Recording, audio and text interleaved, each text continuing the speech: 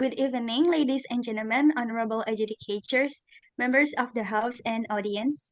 Welcome to today's debate on a motion. This House believes that universities should replace traditional exams with continuous project-based assessments.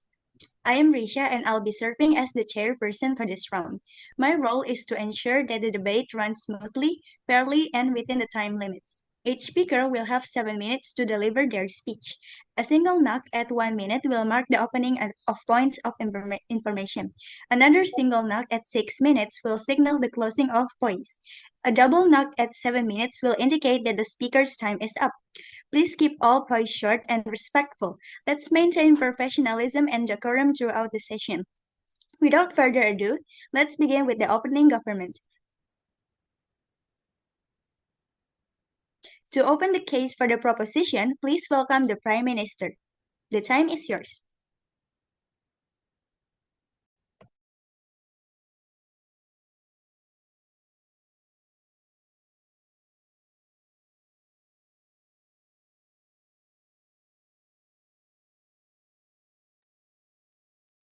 Good evening, honorable adjudicators, member of the House, and my fellow debaters. As the Prime Minister, I stand strongly in support of today's motion. This House believes that universities should replace traditional exams with continuous project-based assessment. We from the government bench believe that main purpose on higher education is not simply to memorize facts or theories, but to prepare students to face the challenges of the real world, where success requires critical thinking, creativity, and collaboration. Traditional exams fail to capture these essential skills. Meanwhile, continuous project-based assessment over a fair, more accurate, and more effective way to evaluate what students actually learn and can do. Before I move on to our arguments, let me clarify the important terms in today's debate. Traditional exams are written tests that usually take place at the end of semester. They mostly focus on how much knowledge students can recall within a limited period of time. Continuous project-based assessment, on the other hand, are ongoing evaluation throughout the semester, involving reports, group projects, research papers, and presentation. Students are assessed not only on their final products, but also on their progress, process, and creativity. Under our model, university will gradually replace final exams with this continuous assessment across all departments. Professor will evaluate students through multiple components. For example, written projects, oral presentation, peer evaluation, and prototype development. This approach ensures that assessment becomes a continuous learning journey rather than one-time stressful event. Now let's talk about why the current exam system is problematic. First, traditional exams measure memory, not understanding. Many students spend days memorizing notes just to pass the test and forget everything right after it's over. This promotes learning instead of deep learning. Universities should not reward those who can memorize the fastest, but those who can think critically and apply knowledge creatively. Second, traditional exams create unhealthy stress and inequality. A single exam can determine a student's entire grade. This causes immense pressure and anxiety, especially for those who struggle under time constraints. Moreover, exams tend to favor students who are good test takers rather than those who generally understand the subject. As a result, the assessment becomes less about learning and more about survival. Third, exams fail to reflect real world skills. In real life, we rarely face situations that require us to memorize and write answers to isolation for 3 hours. Instead, success depends on teamwork, communication, research, and problem solving. Skills that are better developed through projects rather than exams. Now let's move to why our model is better. For the first, it promotes deeper and meaningful learning. Projects push students to go beyond memorization. They must apply theories, analyze data, and create something meaningful. According to Bloom's taxonomy, this is a higher level of thinking, understanding, applying, evaluating, and creating. This method makes learning more engaging and long lasting. Second, build real world competence.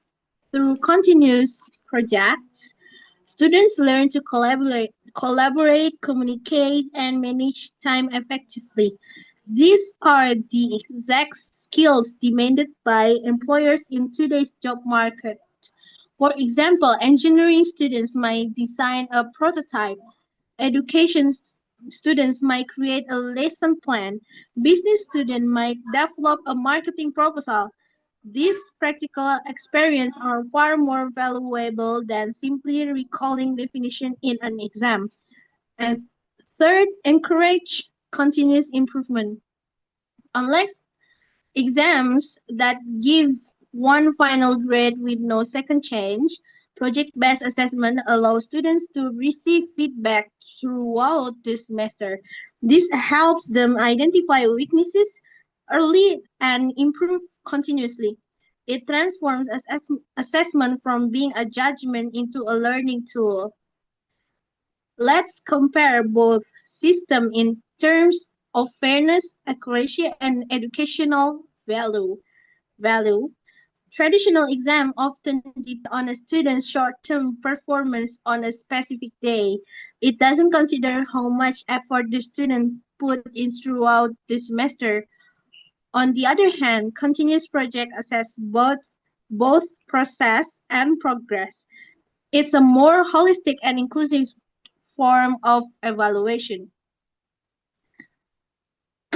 Additionally, project-based assessment help teachers identify students' true strengths. While one might struggle with memorization, they, they might excel in creativity, innovation, or teamwork. In fact, top universities like MIT, Stanford, and Harvard have already integrated project-based learning into their programs because it aligns with modern education. To conclude, traditional exams are relics of the past, designed for an era when memorization mattered more than understanding. Today, education must evolve. Our model of continuous project-based assessment promotes fair evaluation, deeper learning, and real-world readiness. It prepares students not only to pass tests, but to succeed in their future careers and contribute meaningfully to society. Therefore, as the opening government, we proudly stand to propose that universities should replace traditional exams with continuous project-based assessment. Thank you.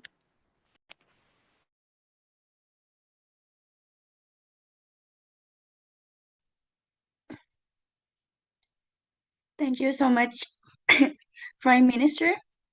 Thank you. Next, to respond from the opposing side, please welcome the Leader of Opposition. The time is yours.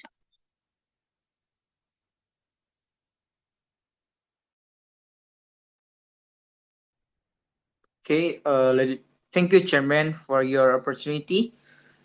Before I move to my constructive case, let me respond to the prosecution's claims. The government argues that continuous assessments promote creativity and reduce stress. However, this is an overgeneration. In reality, project-based systems often increase workload and stress, as students must constantly meet deadlines through the semesters. Moreover, not all subjects, such as mathematics, law, or medical students, can be effectively evaluated through projects. Exams test not only knowledge but also a student's ability to think critically and apply concepts under pressure, which is a vital real-world skill. So my first argument is exams ensure fair and standardized evaluations. Traditional exams provide a uniform and objective benchmark for all students. In contrast, project-based assessment can be subjective, depending on assessors' interpretations or group dynamics. These exams eliminates bias by offering equal conditions for everyone. My second argument is exams build discipline and real-world realities. In real life, individuals often face time bound challenge, job interview deadlines, and certifications. Traditional exams simulate such pressure, preparing students for perform under stress. Without this experience, students might lack the realities needed in their professional careers. So, in conclusion, therefore, while project-based learning is valuable, it should complement, not replacement exams. A balanced approach ensure both a creativity and fairness, not one at the expense of the other. So thank you.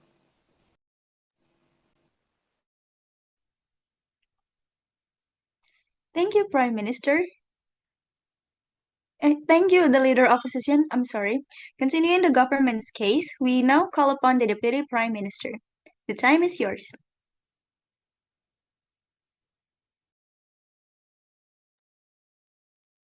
All right, thank you for the opportunity, Chairperson. As the Deputy Prime Minister, I will reinforce ex- our side case by extending the Prime Minister point with three main ideas. First, fairness and inclusivity, and the second, development and of future-oriented skill, and the third is how project-based system actually improve teaching quality. I'll also rebut potential opposition claims that exams are more objective or efficient. First, in reality, exam create bias. Students with test anxiety, neurodivergent learner, or those with weaker language skills are unfairly disadvantaged. Project assessment, when graded with rubric and checkpoint, provide multiple opportunities for students to demonstrate understanding in their own learning system. The second, project encourage cheating or group freeloaders. Continuous system actually reduce cheating because progress is monitored over time and originality can be tracked. In group work, peer, peer evaluation and individual reflection ensure accountability. Efficiency should not come at the cost of educational quality. Technology like online submission, plagiarism detectors, and collaborative tools make project evaluation manageable and transparent. Continuous assessment recognize diverse talent. Not all students express intelligence through writing under pressure. Some shine through design, innovation, or collaboration. By allowing varied output, presentation, case studies, or creative solution, Universities promote inclusive education that respect different learning styles. Employers today value critical thinking, creativity, and teamwork, skill developed through project-based learning. Unlike exams that rewards memorization, projects simulate workplace conditions like planning, problem solving, and meeting deadlines. This bridge the gap between university learning and employability. Project-based systems push lecturers to design meaningful, applied learning activities instead of repetitive test papers. This enhance interaction, feedback, and innovation in teaching method, leading to a richer academic environment overall. In summary, continuous project-based assessment promotes fairness and inclusivity, develop essential real-world skill, and foster better teaching and learning culture. Traditional exams belong to an industrial age model of education. It's time for universities to evolve. For this reason, we, the opening government, probably stand by this motion. Thank you.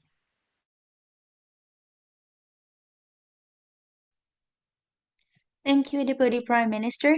Now to strengthen the opposition bench, please welcome the Deputy Leader of Opposition. The time is yours. Okay, thank you. The Deputy Prime Minister claims that project reflect real learning and collaboration. However, this ignores the problem of unequal contribution in group. Work often one or two members carry the whole team while others benefit unfairly. This not only distorts assessment result but also demotivates diligent students. Furthermore, the argument that exams cause anxiety fails to consider that stress management is a necessary skill for adulthood. Universities should help students develop it, not avoid it. Replacing all exams with continuous project would demand massive resource, supervisors, materials, and grading time. In large universities with thousands of students, maintaining consistency would be nearly impossible. Project often allows students to rely on external help or online resources. Exams, on the other hand, measure through individual understanding and ensure academic integrity, preventing plagiarism and over-dependence on technology.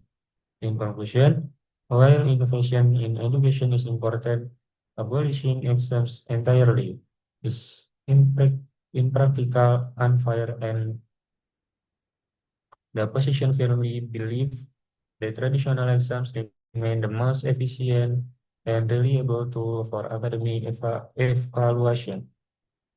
Thank you.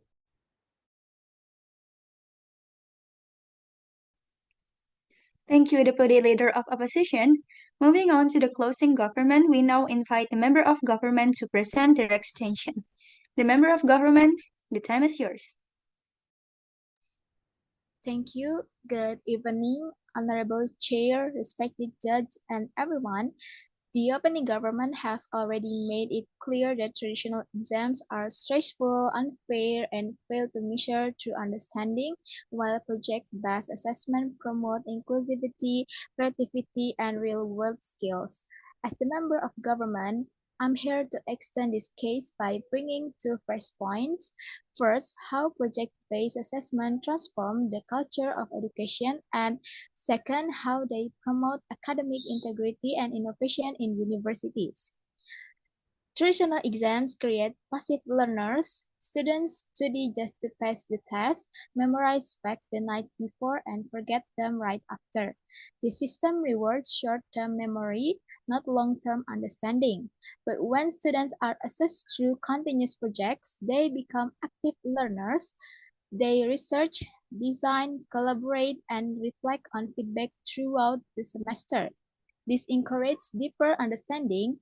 They don't just know the theory, they apply it. Imagine an engineering student who builds a prototype or a psychology student who designs a real survey. This is real learning, not rote memorization. This shift also transforms how teachers teach. Professors become mentors, not just exam invigilators. Learning becomes collaborative, continuous, and reflective instead of competitive and temporary. That's how project-based assessment doesn't just change how we evaluate, but what kind of learners universities produce: curious, independent, and capable thinkers. Next, on integrity and innovation, traditional exams often push students toward cheating, burnout, and academic dishonesty. When everything depends on one stressful day, students will do anything to survive, from memorizing word for word to sneaking notes into the exam hall. Continuous assessment reduces that pressure. It's harder to cheat when you have to show progress week by week, receive feedback, and present your original work. At the same time, projects encourage creativity and innovation. Students are asked to come up with new ideas, conduct research, build solutions. This makes university hubs of creativity, not factories of standardized answers. In the world that values innovation, this shift is crucial. The opposition might say that exams are easier to standardize and make grading more objective.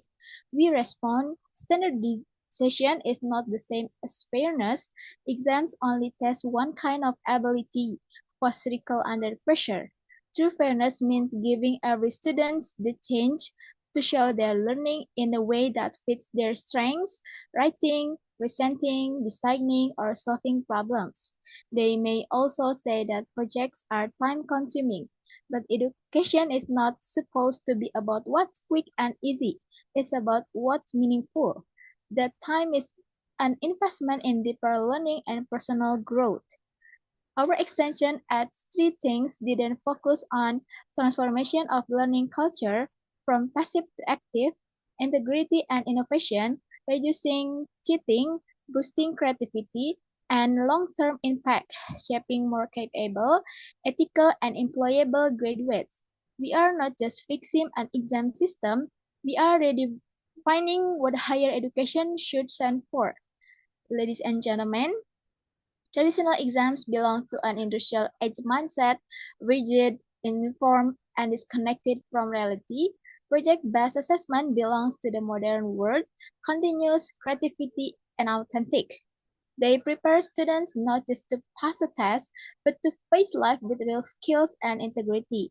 That's why, for the sake of better learning and fairer education systems, we are proud to propose. Thank you.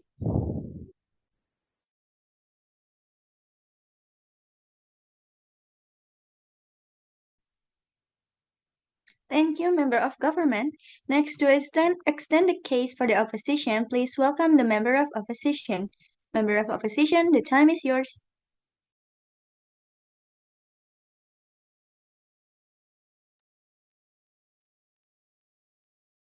Okay, thank you for the opportunity. As the member of oppositions, I believe that replacing traditional exam with continuous project-based assessments would harm the academic depth and intellectual discipline that universities are meant to build. First, traditional exam trains students to synthesize and recall large amounts of knowledge in a structured way, reflecting a deeper internalization of learning. Continuous projects, in contrast, often focus on applications but may neglect the foundations, theoretical understanding, and analytical precisions that exams effectively measure. Without exam, students might only learn superficially to complete projects rather than mastering core concepts. Second, continuous assessments increase academic pressure and inequality over time.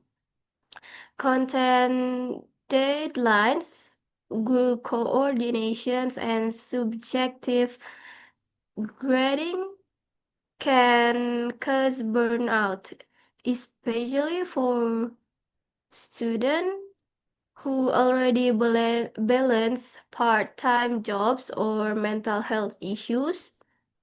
At least with traditional exams, stress is temporary and predictable, allowing better time management. Third, project-based system can disadvantage students in theory-heavy disciplines such as law, mathematics, or medicine, where mastery of factual knowledge and problem-solving accuracy are crucial. In these fields, exams are not outdated; they are essential. Therefore, instead of fully replacing exam, universities should improve exam design to assess not only memorizations but also reasoning and creativity, ensuring a fair and academically rigorous system for all. Thank you.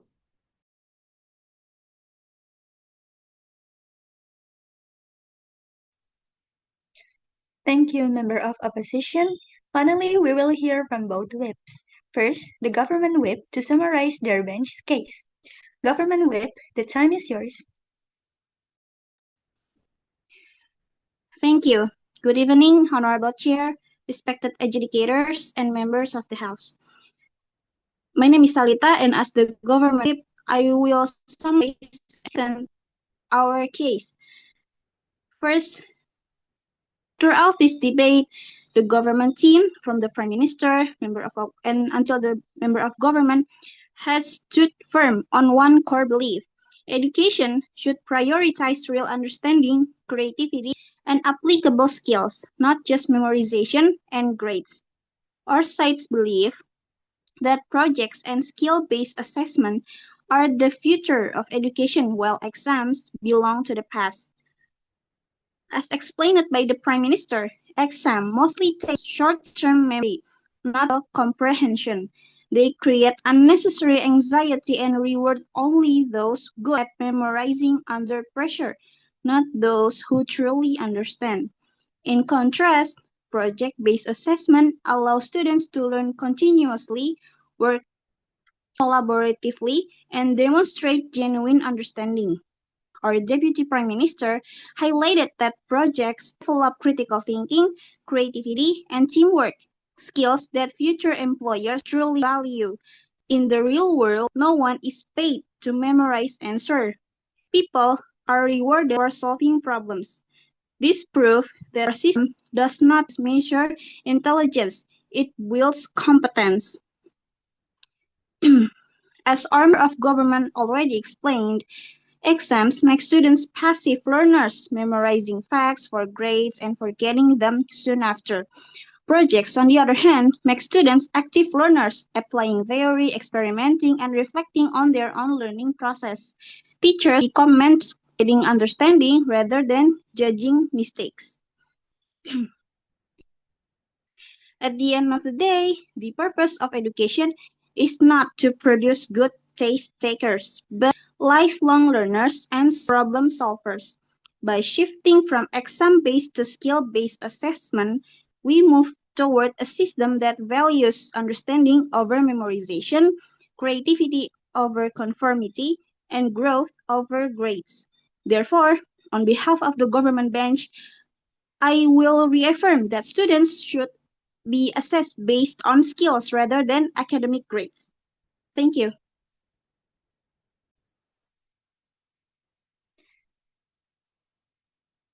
Thank you, member of the government.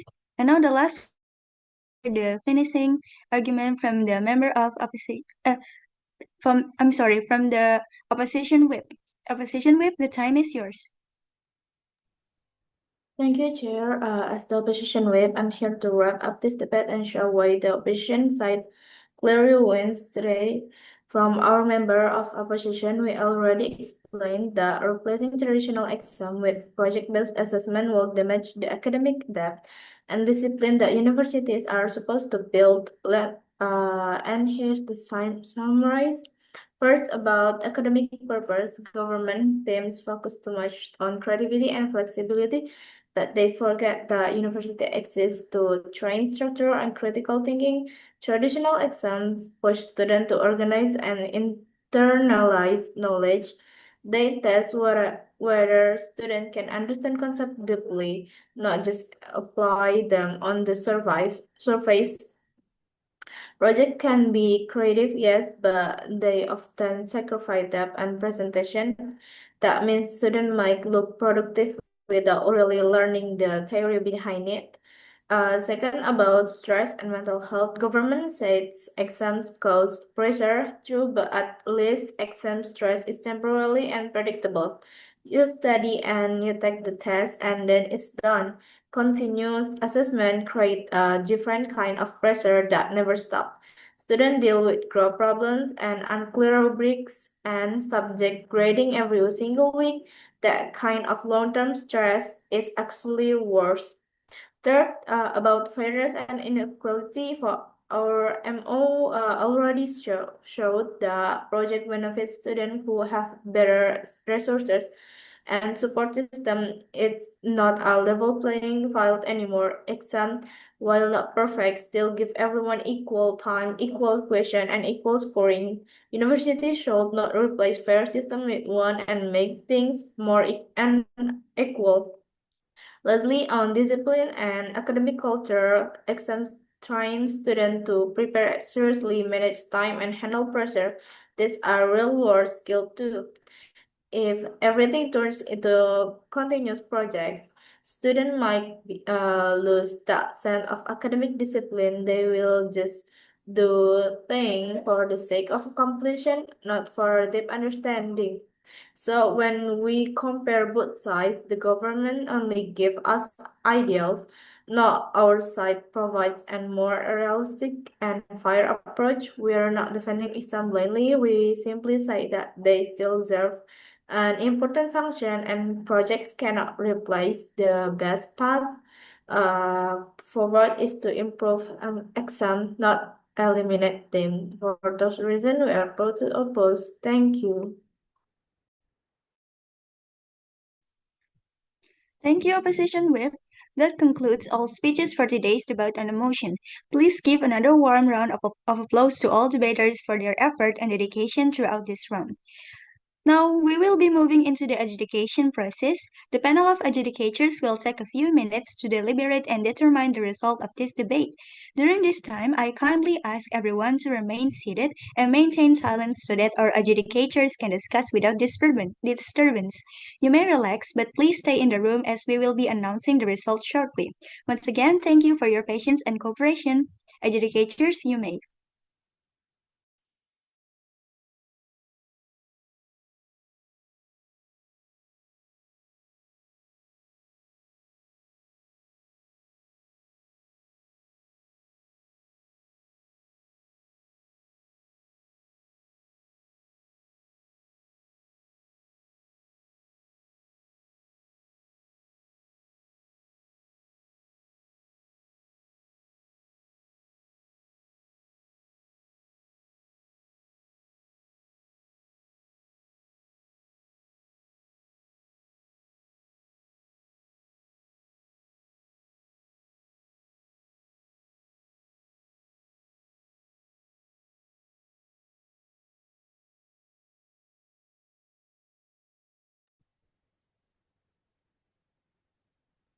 Okay, thank you for the opportunity, Chair. First of all, my name is Tenik. As the adjudicators, I would like to express my appreciation to every participant for your argument, and then I will to evaluate to all members debate. So, Let's begin from the Prime Minister Fariza delivers with an ideal pace and clear pronunciation, using a convincing intonation to set a highly relevant and engaging foundational framing for the case. Next, Deputy Prime Minister Sarah utilize an adaptive and dynamic pace along with enthusiastic intonation while defending the case, ensuring their new arguments are highly relevant and engaging to strengthen the opening government bench. Next, Leader of Opposition, Ega, exhibits a firm and clear pace during rebuttal, employing brave intonation to present a highly relevant and interesting counter-narrative from the outset. Next, Deputy Leader of the Opposition, Rafi, maintains an efficient and structured pace, using critical and sharp intonation, which ensure their closing arguments are highly relevant and final for the opening opposition bench. Next, Member of Government, Al-Jiza, present with a measure and control pace, using intonation that emphasizes novelty, ensuring their extension is highly relevant and delivered in a very interesting manner. Next, the government whip, Talita, maintains a calm and authoritative pace, using warrant intonation, maintaining 100% relevance, and providing an interesting and strong framing of the win. Next, Member of Opposition, Sally, displays an effective and concise pace, supported by urgent intonation, bringing an extension that is highly relevant, new, and engaging with a decisive impact. And the last, Opposition Whip, Shakira, exhibit a control and convincing pace, with a firm final intonation, remaining 100% relevant, and providing an engaging and definitive analysis of the key cases. So next, for the additional evaluation, and the winners of all members will be announced by Yoshi. Good evening, everyone. First of all, congratulations to all debaters for your amazing performance today. Each team has shown strong reasoning, confident delivery, and teamwork.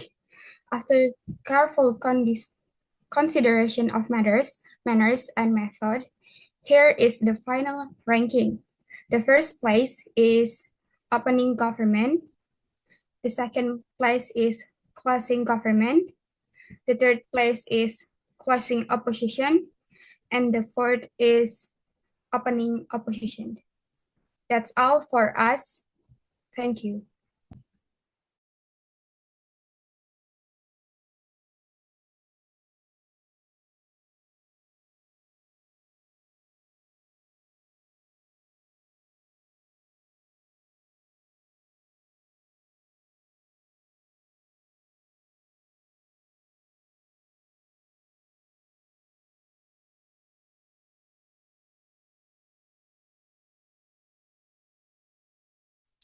Thank you very much to our panel of adjudicators for the thoughtful feedback and evaluation.